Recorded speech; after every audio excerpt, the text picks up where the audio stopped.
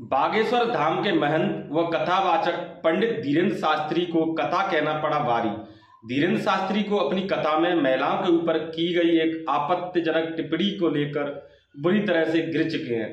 किस तरह से हरियाणा के बदरपुर बॉर्डर इलाके में एक दलित परिवार को केवल अंबेडकर जयंती में शामिल होने पर प्रताड़ित किया जा रहा है और परेशान किया जा रहा है, तो वहीं दूसरी तरफ राजस्थान के करौली में हुई दलित लड़की के बलात्कार और हत्या पर राजनीति गर्मा गई है। मध्य प्रदेश में एक के बाद एक नए नए घोटाले सामने आ रहे हैं। मध्य प्रदेश में पटवारी परीक्षा भर्ती में एक और नया घोटाला उजागर हुआ है। इसी सब के बीच योगी सरकार द्वारा यूपी SSSC भर्तियों में अनुसूचित जाति का आरक्षण गैर संवैधानिक तरीके से खत्म करने की खबरें तेज हैं। हमें मारने की पूरी धमकी दी जा रही है। फोन आज 25 तारीख से आज का दिन, आज तक मेरे बच्चे घर में नहीं आए। 14 तारीख हो चुकी है। 14 तारीख तक बच्चे हमारे घर पे कभी नहीं आए।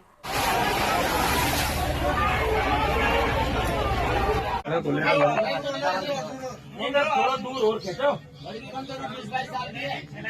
बढ़िया, खूब बढ़िया बच्ची। किसी स्त्री की शादी हो गई हो तो उसकी दो पहचान हो, मांग का सिंदूर, गले में मंगलसूत्र। अच्छा, मान लो मांग का सिंदूर ना भरा हो, गले में मंगलसूत्र ना हो, तो हम लोग क्या समझते हैं? भाई ये प्लाट अभी खाली। और मांग का सिंदूर भर गया हो, गले में मंगलसूत्र लटक गया हो, तो हम लोग दूर से ही देखकर समझ जाते हैं कि रजिस्ट्री हो चुकी। इन सभी खबरों को विस्तार से जानने के लिए बने रहिए मेरे साथ और वीडियो को अंत तक जरूर देखें कि आखिर इस देश में हो क्या रहा है और मीडिया दिखा क्या रही है। मनवादी मीडिया बड़े ही महीन तरीके से इस देश के आम नागरिकों का माइंड डाइवर्ट करने की कोशिश की जा रही है। आज मैं आपको वही खबरें दिखाने जा रहा हूं जो मेनस्ट्रीम मीडिया आपको कभी नहीं दिखाएगी। खबरों को मैं आगे विस्तार से बताऊं उससे पहले आप सभी से एक छोटा सा निवेदन है कि अगर वीडियो आपको अच्छा लगे तो इसको लाइक शेयर जरूर कर देना, और अगर चैनल अभी तक सब्सक्राइब नहीं किया है तो नीचे रेड बटन दबाकर चैनल सब्सक्राइब कर लें, ताकि हम इसी प्रकार की अन्य खबरें डालें तो उसका नोटिफिकेशन सीधे सबसे पहले आपको मिले और आपसे कोई भी वो खबर ना छूटे जो देश के लिए और आपके लिए जरूरी है। नमस्कार, मेरा नाम है ब्रजमोहन और आप देख रहे हैं न्यूज 22। सबसे पहले शुरुआत हरियाणा से करते हैं। दलित टाइम ट्विटर हैंडल से आज दोपहर एक वीडियो पोस्ट किया गया है। इस वीडियो में दलित परिवार की दो महिलाएं अपने और अपने परिवार की जान को खतरा बताने का दावा कर रही हैं। जहां एक दलित परिवार का अंबेडकर जयंती में शामिल होना उन्हें महंगा पड़ गया। इस परिवार का अंबेडकर जयंती में शामिल होना कुछ जातिवादी गुंडों को रास नहीं आया और उन्हें जान से मारने की धमकी देने लगे। आप देखिए वीडियो में महिलाएं किस तरह से अपनी पीड़ा सुना रही हैं। हमें मारने की पूरी धमकी दी जा रही है। फोनों पे भी दी जा रही हैं, फोनों पे, लेकिन हमसे सामने से नहीं दी जा रही हैं। वो भी किसी के थ्रू दी जा रही हैं। कोई आके बोलता है कि तुम लोग रुक के रहना, बच के रहना, जाना मत अपने घर पे। आज 25 तारीख से आज का दिन, आज तक मेरे बच्चे घर में नहीं आए। 14 तारीख हो चुकी है। 14 तारीख तक बच्चे हमारे घर पे कभी नहीं आए। कोई आए भी हैं तो रात को एक दिन एक आया था, एक दिन एक आया, उसके बाद में कोई आ भी नहीं पाया। क्यों? कि सब लोग एक ही बात कहते हैं कि तुम्हें मार देंगे। तुम कहाँ पड़े, कहाँ नहीं पड़े। हम लोगों ने उनसे पूछा कि भाई तुम हमारे बच्चों के पीछे क्यों पड़े हो। हम कई बार उनके पास गए भी, हाथ भी जोड़े, पैर में भी पकड़ लिए उनके, हमने चौकी में भी पकड़े, उनके ऑफिस में भी पकड़े। उनका कहना है कि हमारे सामने लाओ, हम उन्हें मारेंगे, बेइज्जती का बदला निकालूंगा, नंगा करके मारेंगे और जान से मारेंगे। फिर मुझसे कहा गया है कि तू अगर सोचती हो कि तू औरतों को उन्हें बचा लेगी तो तू कुछ भी नहीं कर पाएगी। वीडियो बनाएंगे और वायरल करेंगे, इनकी मारेंगे हम। उन्होंने ये भी धमकी हमें दी है, लेकिन करा क्या जाए, हमारे कुछ अभी तक कुछ समझ में नहीं आई। हमें पुलिस वाले मेरे हैं, पुलिस वालों की धमकी दी जाती है। पुलिस वाले हकीकत में उनकी पुलिस है। अगर पुलिस हमारी होती तो उस दिन रात को हमने 112 पे कॉल मैंने और मेरे भाई ने करी थी कि एक लड़के को एक लड़का वहाँ मार रहा है। हमारी वो भी सुनवाई नहीं हुई। हमने सही किस में कंप्लेंट दी, हमारी वो भी सुनवाई नहीं हुई। कहीं से भी कोई सुनवाई नहीं हुई है, जबकि हम इतना परेशान हो चुके हैं। हम ना कमाने कहीं जा पा रहे हैं, ना तो हमारे घर में ये है कि 10 रुपये भी कहीं से आ जाए। ब्याज पे ले लेके हम कब तक इनको खिलाएं और कब तक कहाँ रखें, हमारी कुछ समझ में नहीं आ रहा। ये झोपड़ी है, अगर हम सोचते हैं ये बिक जाए तो ये भी बिकने को तैयार नहीं, क्योंकि यहाँ गलियों में पानी इतना है कि पानी भरे हुए हैं। यहाँ पे 3-3, 4-4 दिन में कोई घर में भी नहीं हो सकता। कीचड़ देख लो, घर में कितनी कीचड़ है। कीचड़ दिखा दो जरूर, देखो कैसा हुआ पड़ा है, खूब देख सकते हो। इसके अंदर रहने लायक भी नहीं है, फिर भी हमको नहीं रहने दिया जा रहा है यहाँ पे। क्या करें क्या ना करें, हमें समझ में नहीं आ रहा कुछ भी। हमारी मदद की जाए, हम बहुत ज़्यादा परेशान हैं। हमारी मदद अगर आपने नहीं करी तो हमें इस बात का क्या करें क्या ना करें, आप हमें जवाब दीजिए, क्योंकि हमने एक उम्मीद लगाई है आपसे कि आप हमारी मदद ज़रूर करेंगे। जय भीम, जय भारत।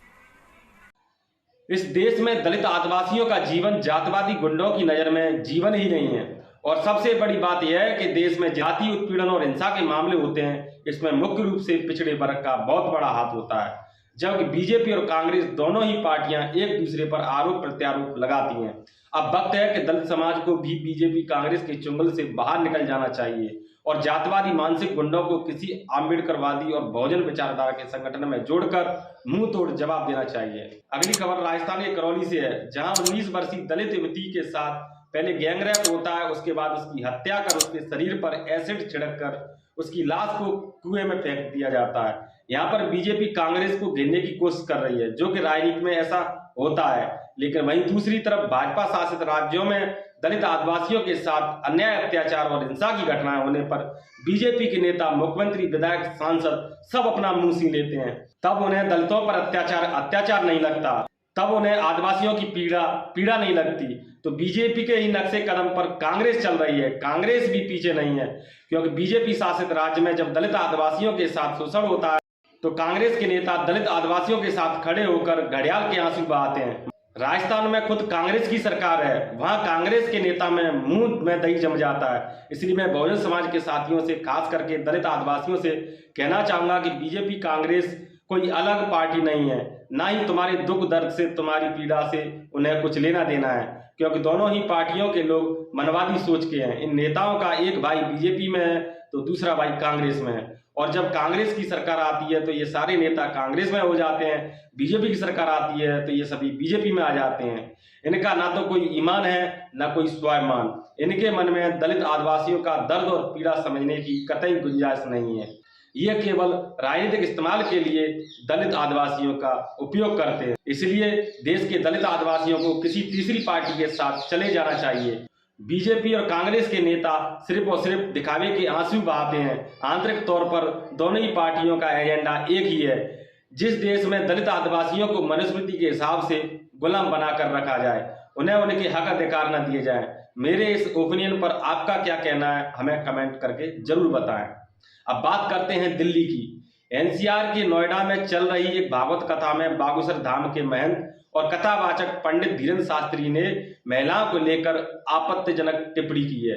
धीरेन्द्र शास्त्री ने महिलाओं को संबोधित करते हुए कहा है कि जो महिलाएं मंगलसूत्र नहीं पहनती हैं उसे समझा जाता है कि प्लॉट खाली है, और जो महिलाएं मंगलसूत्र पहनती हैं उन्हें समझा जाता है रजिस्ट्री हो चुकी है। इस मामले का वीडियो क्लिप तेजी से सोशल मीडिया पर वायरल हो रहा है और लगातार देश भर की महिलाएं धीरेन्द्र शास्त्री को घेर रही हैं। किसी स्त्री की शादी हो गई हो तो उसकी दो पहचान होती, मांग का सिंदूर, गले में मंगलसूत्र।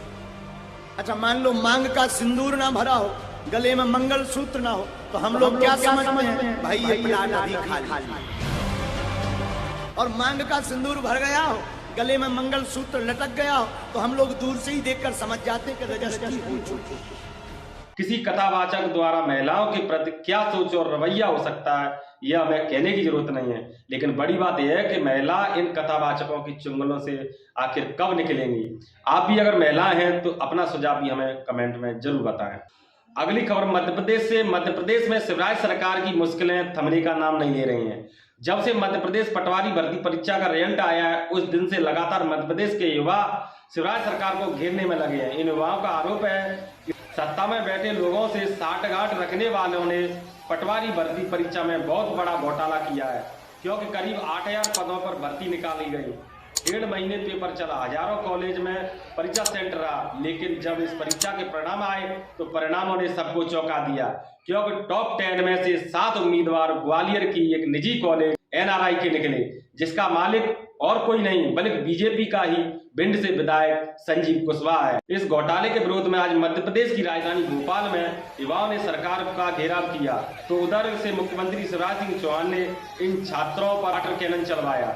इसको लेकर युवाओं में रोष और ज्यादा बढ़ गया है। इसके अलावा इसी भर्ती में एक और नया घोटाला यह है कि विकलांग कोटे के तहत सैकड़ों उम्मीदवार थे, लेकिन इस विकलांग कोटे की सूची में अधिकतर मुरैना जिले के जोरा से ही हैं। और सबसे बड़ी बात यह है कि सभी विकलांगों पर एक ही यानी कि श्रव्य काव्य का विकलांग सर्टिफिकेट पाया गया और सभी के विकलांग सर्टिफिकेट मुरैना से ही बने हैं। इसके अलावा मध्य प्रदेश के छात्रों के पास दर्जनों प्रूफ हैं कि इस भर्ती में घोटाला हुआ है। एक मामला ऐसा भी आया है जिसमें एक ही गांव के, एक ही समाज के, एक ही जात के लोगों का सिलेक्शन हुआ है। सिलेक्शन होने वाले इन सभी उम्मीदवारों का परीक्षा सेंटर भी एक विशेष कॉलेज में पड़ता है जिसका मालिक उस विशेष जाति का है जिस जाति के चयनित उम्मीदवार हैं।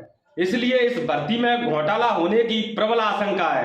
उत्तर प्रदेश की सरकारी भर्ती का स्क्रीनशॉट लगातार सोशल मीडिया पर वायरल हो रहा है जिसमें नेत्र परीक्षण अधिकारी की कुल 157 पोस्ट दिखाई जा रही हैं, जबकि अनुसूचित जाति के लिए आरक्षित सीट 0 बताई जा रही है।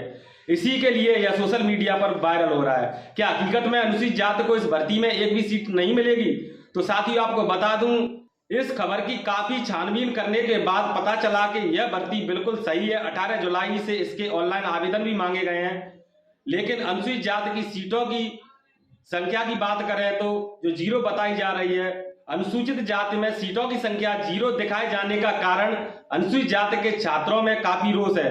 इस मामले की सच्चाई क्या है थोड़ा यह भी बता देता हूं। सोशल मीडिया पर जो स्क्रीनशॉट तैर रहा है उत्तर प्रदेश सरकार का आधिकारिक वेबसाइट का नहीं है, यह थर्ड पार्टी की वेबसाइट सरकारीजल्ट.com का है, जो बेरोजगार युवाओं को पूरे देश भर में विभिन्न जगहों पर निकलने वाली सरकारी नौकरियों की सूचना प्रदान करती है। इस थर्ड पार्टी वेबसाइट सरकारीजल्ट.com ने यह आंकड़े कहां से लिए हैं इस पर अभी कुछ नहीं कह सकते, क्योंकि अभी इसका ऑफिशियल नोटिफिकेशन नहीं आया है। अगर ऑफिशियल नोटिफिकेशन में भी यही आंकड़े रहते हैं तो निश्चित तौर पर यह अनुसूचित जाति के विद्यार्थियों को झकझोर देने वाली खबर है और यूपी सरकार की जातिवादी मानसिकता को दिखाती है। साथियों, यदि आज की वह मुख्य खबरें जिन्हें इस देश का गोदी मीडिया और मनु मीडिया नहीं दिखाता है, आपको यह खबर कैसी लगी? इस खबर पर आपके क्या विचार हैं? अपना सुझाव हमें कमेंट बॉक्स में जरूर बताएं और वीडियो अगर अच्छा लगा तो इसे लाइक करें, अपने साथियों के साथ शेयर करें। चैनल अभी तक सब्सक्राइब नहीं किया है तो चैनल को सब्सक्राइब कर लें ताकि हम जब भी कोई नया वीडियो डालें तो सीधा उसका नोटिफिकेशन आपको मिल सके। अभी के लिए सिर्फ इतना ही। अगले वीडियो में फिर मिलेंगे किसी अन्य महत्वपूर्ण विषय के साथ। तब तक के लिए आप सभी का धन्यवाद। नमस्कार। जय भीम, जय भारत, जय संविधान, जय लोकतंत्र।